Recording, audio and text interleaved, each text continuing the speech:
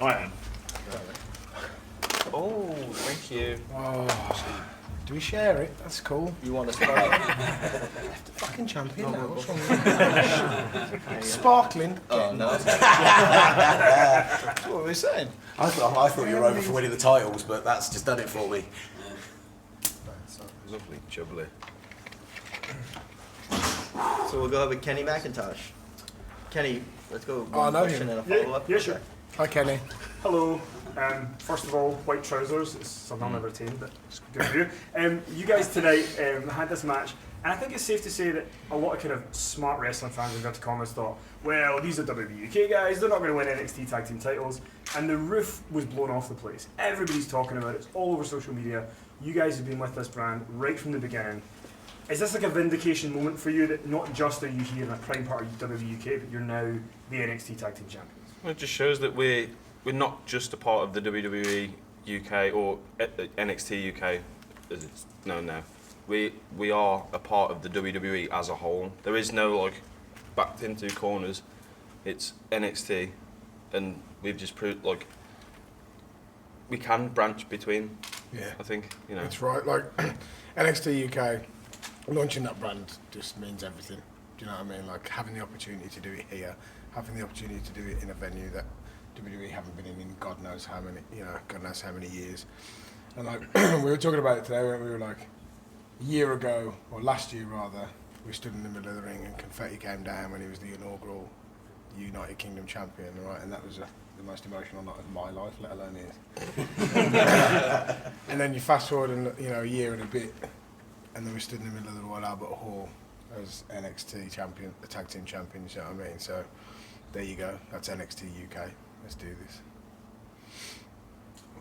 And I guess just kind of with the landscape, it's interesting because you're part of this WWE UK brand, you're big parts of it, but now now you're part of NXT as well because you have to defend these titles.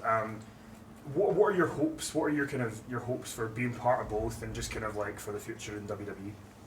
I don't really have any like long-term goals. I just kind of wing it as I go and try and enjoy the ride. But definitely short-term goals were to win the NXT tag team titles and to just every single time that we go out we aim to have the best match of the night, no matter what. Just raise the bar and raise the quality. Like the curve I think that British wrestling has taken obviously over the last 5 years is great, but over the last year, I mean, this is just a prime example of just how far we've come.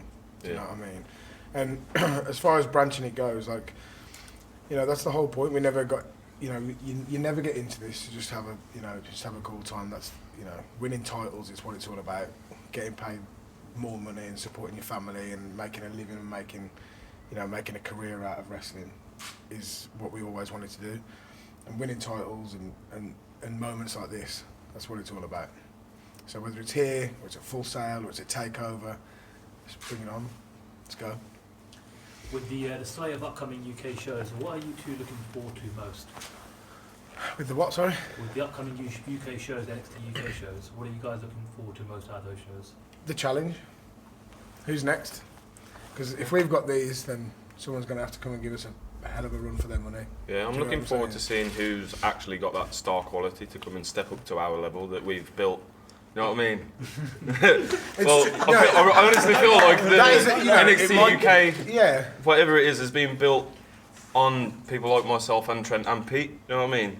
And I'm looking forward to who's gonna be able to step up to our level and beyond our level. You know what I mean? Yeah. It is a case of who is next? Who's the next person that's going to come out, and who's the next Tyler Bate, who's the next Pete Dunne, or who's the new Joe Coffey, or who's the new Travis Bank, or who's the next Dave Mastiff. Like these guys have got the opportunity that we had. Do you know what I mean? I truly feel that this is a prime example of how we grabbed everything and everything opportunity and every single bit of travelling and all these 100 odd flights a year, still being on the indies, still having this incredible magical deal that Regal and Triple H have worked out where it works on both parts, and he's doing match of the year in Takeover with Pete, and and then we're standing here at the end of the year as NXT Tag Team Champions, and Pete retains in probably the best match I've ever seen in my life. Like, no offence, but that match was incredible. That's WrestleMania quality matches that you're seeing. Do you know what I mean? And I think that if that's the bar, then man, People are going to have to come through with some serious stuff. I'm really close to swearing there, guys. You know what I'm saying? I'm getting all pent up and excited about wrestling now. Let's just have a match. So you've both obviously had the opportunity to share locker rooms throughout the UK and the world with most of the girls and boys who were backstage tonight. How different was the locker room over the last 2 nights, and was you all spurring each other on to sort of perform at your very best? Yeah, like, I don't mind if I take this one. Yeah. Last year was very similar. There's a lot of nerves. It's a massive, massive stage to be going out there and wrestling on. Last year they thought, oh, you know what we'll do? We'll just do it live as well. Yeah. Cool, man. Yeah, we don't need any extra pressure. But do you know what I mean? And they delivered, and you know everyone delivered last year. You know, you fast forward to this year. I don't know. Maybe it was better. Do you know what I mean? Like the quality of the wrestlers, you know, throughout that final 8, it was pretty high, man. And the caliber of matches that they were having was pretty exceptional. Yeah. So. And it's with people that we see most weekends with the UK independent stuff that we do as well. So there is that tighter bond and friendship with these people that we see like week in and week out. And we also get to go over to NXT as well in the States and spend time with guys like Velveteen Dream and Aleister Black and Ricochet and so on and so forth. And we're kind of like that in-between mould where we... It's like we have such an opportunity to learn so much. Like there's so many great minds in wrestling in the UK, and obviously with the background staff that we've got, all the media people that are just, you know, helping us just become so much better and so much neater and tidier at everything that we do, let alone just the wrestling. And then we go to America and you've got like Triple H, Shawn Michaels, critiquing your performances and, you know, giving you little tweaks to like work on and stuff like that. And it's like, come on. Do you know what I mean? Like, I'm standing watching that main event and I'm standing looking over Shawn Michaels and Triple H's shoulder and I'm watching them losing. That is the craziest thing, and I did it last year with Triple H at the thing here. I was like, no, I'm watching this, I want to see what's going on in their heads. And it's just the most bizarre situation to be in, but what a year.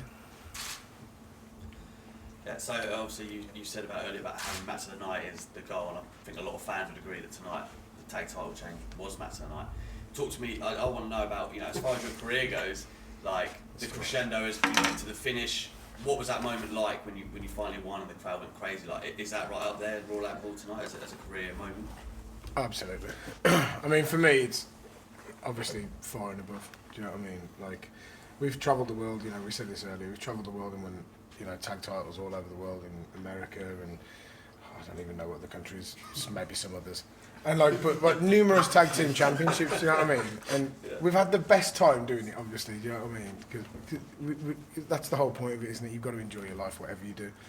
But obviously, getting to do what we do, getting to fly around the world and winning titles all over the place has been amazing. But well, whenever you're like, Royal Albert Hall. Is there another time that we're ever going to win the NXT titles in Royal Albert Hall in perhaps the biggest show in British wrestling history? It's madness. Exactly. Madness. Thank you. Yeah. Trent, particularly for you as the older guy in this trio, no offence, but this guy's only 21 years old. Go on. You started your own promotion, you've been there through the Butlins years and the dark years up until where we are now. Just tell us a bit about that journey and what it's been like to get to this point. Yeah, well, funnily enough, regarding that, the Butlins type of thing, like, I never actually got into that side of the scene. It was almost that kind of side of the scene that made me think, maybe we should make a wrestling company where we just batter each other. You know, like a little bit of strong style, a little bit of a strong style. And that was the whole point of like Fight Club Pro. We started it for that reason. We wanted competitive wrestling. Do you know what I mean? We wanted people that were going to go out there and fight for titles and fight for money and fight for fame and, you know, fight for something. Do you know what I mean? And that's the whole point of it. So many times we see, you know, brands of wrestling or sports entertainment that are extraordinarily high quality, extraordinarily high quality for the consumer. But for me personally, there's just nothing better than a fight. Well, you said it yourself. You called it like that dark stage, didn't you? It's like, well, wrestling wasn't very cool. Yeah, it was very guys like us boring. got together to make wrestling cool. Yeah, very much so. And I think it's pretty cool now. Well done, good job. Good job. Yeah. Go ahead. Is there going to be a bit of competition now between NXT in the UK and NXT in the States? Are you really looking to show them how it's done strong style? I guess so. But it's not like vicious, like malicious competition. It's just a bit of healthy competition. You could burn down where, the office. say like NXT is here and NXT UK is like barely a thing yet. It's the egg's only just hatched, and we're gonna try and like get to where NXT's level are and try and go above and beyond that. And it's up to NXT to step up to the plate and try and push us further to make us better. And yeah, definitely. I mean, you look at the quality of matches that comes out of Takeover. It's every single time, whether we're there or we're not, mind's just blown by the quality of the entire card and the entire performance levels just through the roof. But then I looked at the show today and I'm like, that's Takeover level quality, that is. You know what I mean? Like this it's title, like you said earlier, Pete's retaining. This is absolute top end Takeover level quality, like WrestleMania type stuff, man. And if we can be the people that bring that to the United Kingdom, then yeah, so be it. Let it be on to that. Is there a ceiling on British wrestling? Nah, of course not. Nah. Look at me. No, but seriously, of course there isn't. Progress of running Wembley. Not the stadium, that would be ridiculous. But they're running like Wembley Arena, right? Yeah. I think the date is September the 30th. 30th. Well done. September 30th. That's Wembley Arena. WWE runs that when they come here. It's insane. It's madness. That's an independent company. As far as WWE UK goes, man, the sky's the limit. Let's just do it. Let's just take every single opportunity we've got and just smash it out of the park. Yeah, you go ahead. So, it's a different question for each of you, but the same thing. It's about NXT TakeOver Chicago last year, when you had the match with Pete Dunne. And I want to talk about this from like a WWE fan's perspective. So as if they've never seen any indie wrestling before, and all they've ever seen is the Blackpool tournament, and then you get to NXT TakeOver. So for you, how was it for you that like a lot of fans who maybe had never seen you before saw you for the first time? It was like, wow, this is it. And then to you is at the same point, you're not in that opportunity that he's getting right there and then, but obviously you're part of the UK brand, you want to keep building yourself. I just wonder from both of you how different that was for you, just kind of in your minds. So we've had this conversation with Pete a lot. So when we wrestle, we try and cater to say like people like my dad, for example, who doesn't really have any interest in wrestling. He just likes fighting. He's just into kind of like UFC. But if you can get someone who thinks that wrestling's like this phony clown act and make them believe in what you're doing, then you're doing a really good job.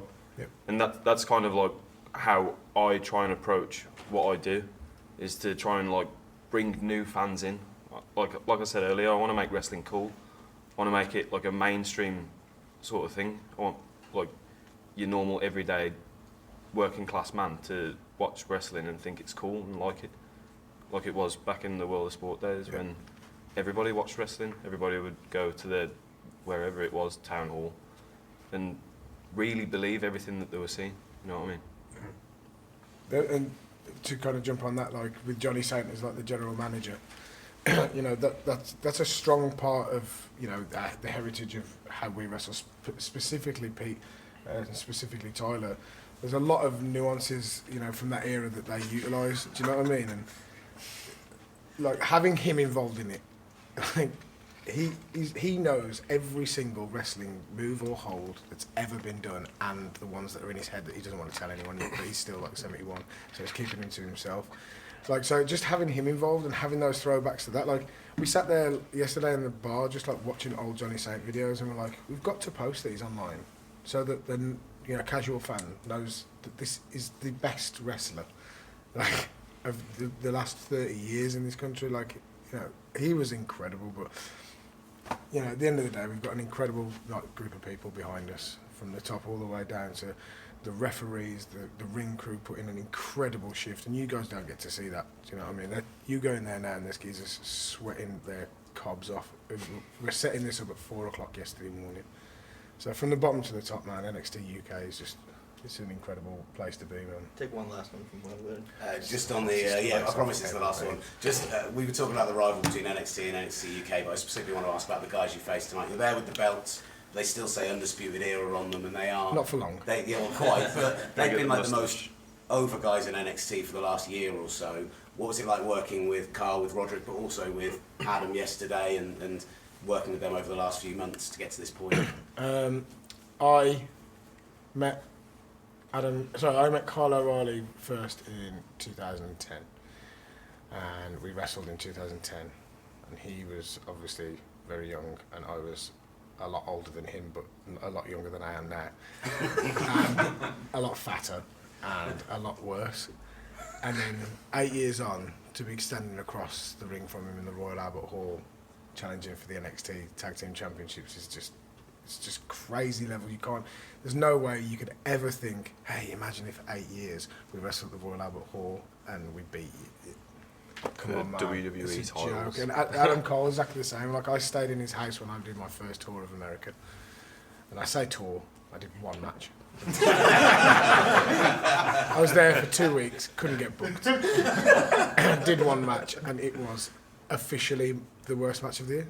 It actually No, was. it It was, actually yeah. was the worst match of the year. Big pot for Botchamania, but he voted it. It was voted the worst match of the year. If you want to go and find it, message him.